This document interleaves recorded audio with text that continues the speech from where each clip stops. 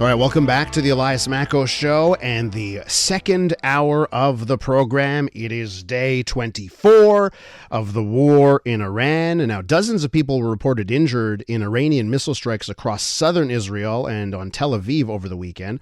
Iran's military declared it's ready to close the Strait of Hormuz indefinitely. U.S. President Donald Trump wrote on Truth Social this morning that very good discussions were held between the U.S. and Iran. He also announced a 5-day postponement of any strikes on power plants or energy infrastructure in Iran. Of course, the war is not only having repercussions across the Middle East, it's also affecting foreign relationships between those involved in the war and those who have decided not to help their allies.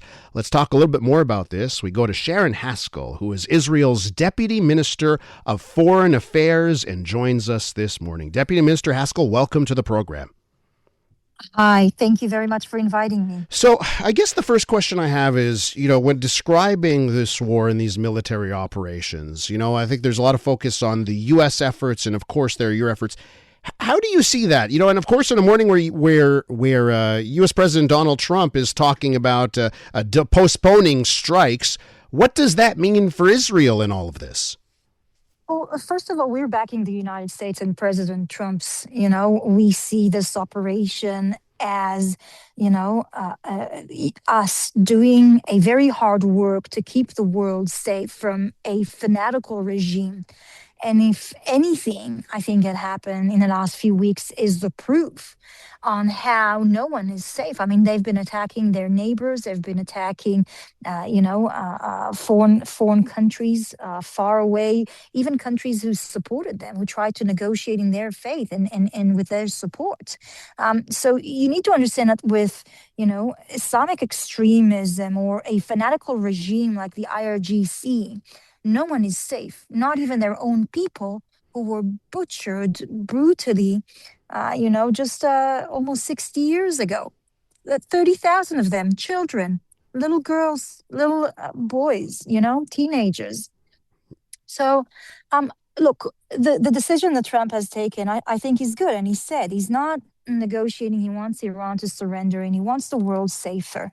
And we back the president in that. And so he's postponing. He had, from what he says, good discussions. And he's postponing it in 5 days. And when Trump says there is a pause or a postponement, does that then mean that Israel also does a pause or a postponement or delays anything? So first of all, it's important to understand that this is it's postponing the 48 ultimatum that President Trump put on the IRGC from attacking their, electricity facilities and other energetic facilities, okay, in regards to the safety of the Hormuz Strait, okay? And that's what is being postponed in 5 days, okay? And so whatever we're doing in destroying the capability of the Ayatollah regime for what their grand plan is, which is the annihilation of Western society. They call death to Israel, death to America, death to the West, death to the UK. That's their main goal. And so, we are continuing in reducing a lot of the tools that are meant to create the path toward that grand master plan, like their ballistic missile capability and the ballistic missile launchers. I mean, think about it. We've been under attack now for weeks. We go with our children into the shelters. I have 3 little girls, toddlers, and we need to run multiple times into the shelters in the middle of the night, no sleeps. The mothers in Israel are going in between works and defending their children's with no schools, and they're attacking us, and they directing their missiles on civilian population on purpose. The bigger the damage is, the more death and destruction there is. That is their goal. And let me tell you, this is a real crime against humanity. This is a real war crime.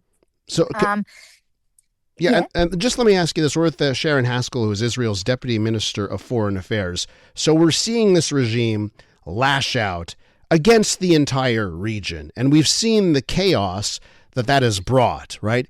Is the end goal worth it? Absolutely. I mean, how can you even ask this question? I mean, the IRGC is a fanatical regime that's been terrorizing our region, and not just our region. They have armies in operation in Africa. They have armies in operation in Europe. Okay, they have operations on the continent of America.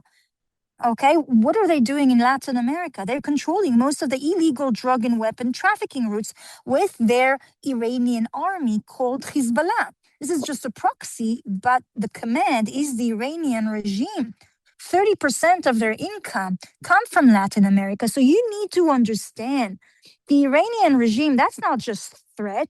This is not just theoretical plans. They've been building armies and weapons and training and funding armies all around the world. They've been collaborating with cartels and criminal gangs in Europe. In Europe, operating and creating terrorist attacks against political targets in Europe, assassinations. Is it worth it?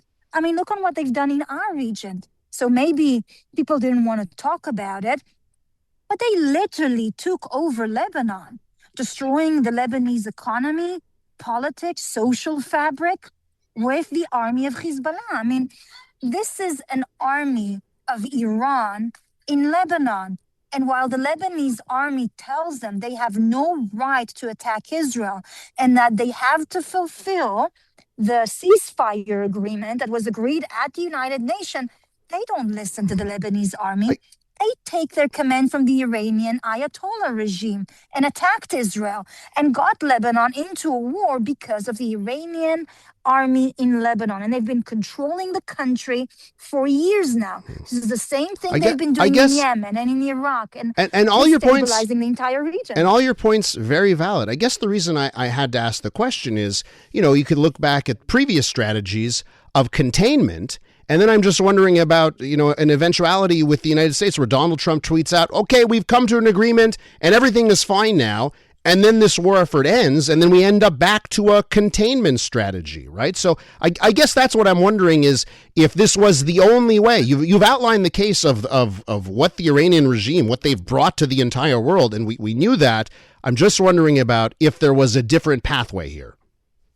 Look, the thing is that if they would even negotiate in good faith, that would have been one thing. If we would know that they are deterred, that would have been another thing. And, as much as the reality is changing, what we've seen, and there were many attempts in trying different ways, like, for example, the sanctions.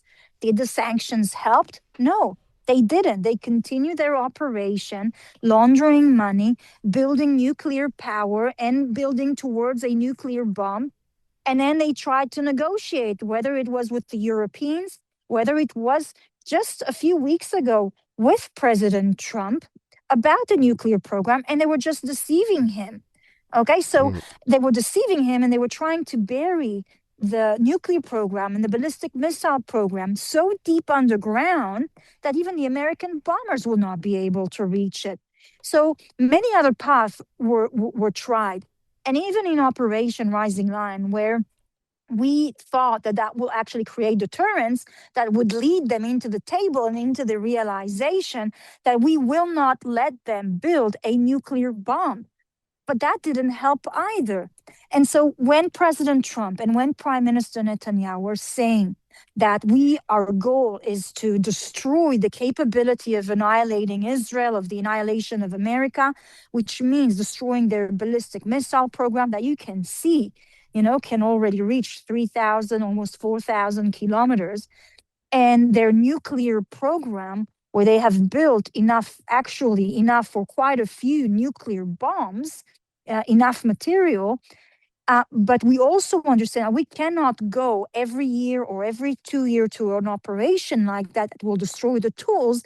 But we also should look into a path for the Iranian people to liberate themselves from the fanatical regime of the Ayatollah, so that they can achieve their freedom, and that will create stability and peace in our region. Has Israel accomplished enough of its military goals in this war effort that it would be satisfied if things were to wrap up here?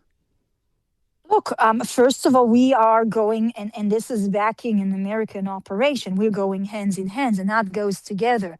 And Israel is a very capable partner. And Israel, if anything, has proven that when the United States will need Israel, we will stand beside the United States, which I can't really say on quite a few other countries around.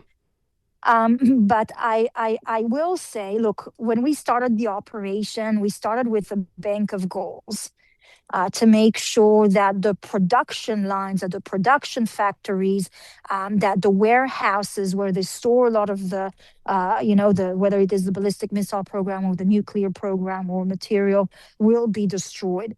And it's advancing really well. You can say that if they had quite a few thousand ballistic missiles, it seems like now it's about a few hundreds of them. Okay. And we've destroyed many of the rocket launchers, but it's not complete yet. And I think that we're advancing really well with the goals of eliminating the tools that they were building up towards their grand plan. Minister, I have to leave it there. I want to thank you for coming on this morning and your time and speaking to our Montreal audience.